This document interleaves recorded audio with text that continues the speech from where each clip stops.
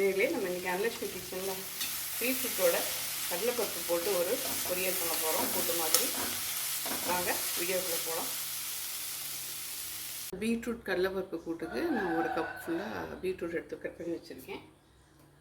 அது மாதிரி கடலைப்பருப்பையும் ஒரு 3 hours இந்த கப்பில் நான் இந்த கப்பில் ஒரு 3 hours ஊற வச்சு வேக வச்சு எடுத்து வச்சுட்டேன்.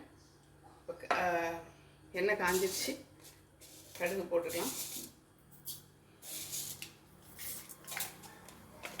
கடுகு வெடிச்ச நேரத்தில் கொஞ்சம் உளுந்து போட்டுக்கலாம்.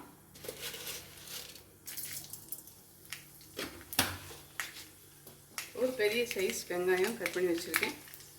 நம்ம இதை இதில் கலந்துக்கலாம்.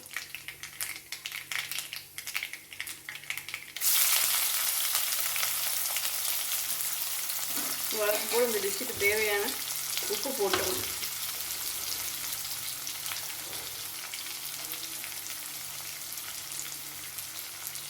வெங்காயம் வதங்கட்டும். வெங்காயம் வதங்கி வச்சு இந்த டைமில் கொஞ்சம் கருவேப்பிலை போட்டுக்கலாம். அடுத்து ஒரு 4 பச்சை மிளகா. 4 பச்சை மிளகாவில் நான் 3 கீரையும் 1 சாப் பண்ணி போடுறேன். இந்த பீட்ரூட் எப்படி இருக்குன்னு பார்த்துக்கோங்க. கொஞ்சம் இனிப்பான பீட்ரூட்டாக இருந்துச்சுன்னா நீங்கள் வந்து கொஞ்சம் பச்சை மிளகா கலந்ததுக்கப்புறம் கொஞ்சம் சில்லி பவுடர் ஆட் பண்ணிக்கலாம். கொஞ்சம் இனிப்பு கம்மியாக இருந்ததுன்னு ஃபீல் பண்ணிங்கன்னா நீங்கள் வெறும் பச்சை மிளகா மட்டும் கூட போட்டு பண்ணிக்கலாம். இப்போ நம்ம இந்த பீட்ரூட்டை போட்டுக்கலாம்.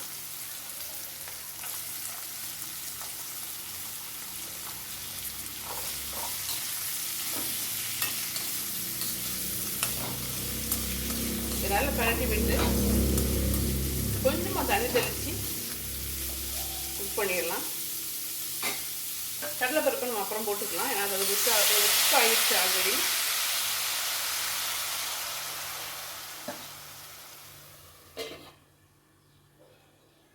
பாருங்க நல்லா குக் ஆகிட்டு இருக்கு. இந்த நேரத்தில் நம்ம கொஞ்சம் மஞ்சத்தூள் போட்டுக்கலாம்.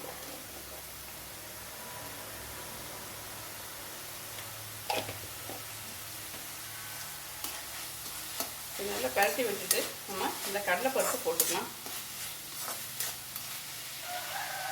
ஸோ கடலைப்பருப்பு கூட கொஞ்சம் ஜெல்லாகணும். நல்லா கொஞ்சம் சேர்த்து குக் பண்ணிடலாம்.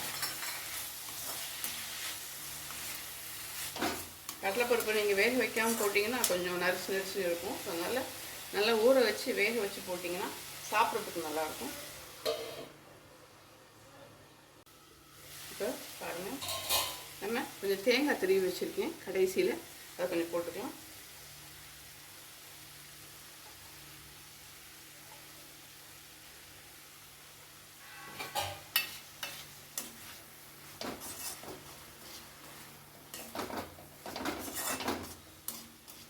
மைல்டாக இருக்கும் சாப்பிட்றதுக்கு. கேரளா ஸ்டைலில் தோரன் செய்வாங்க.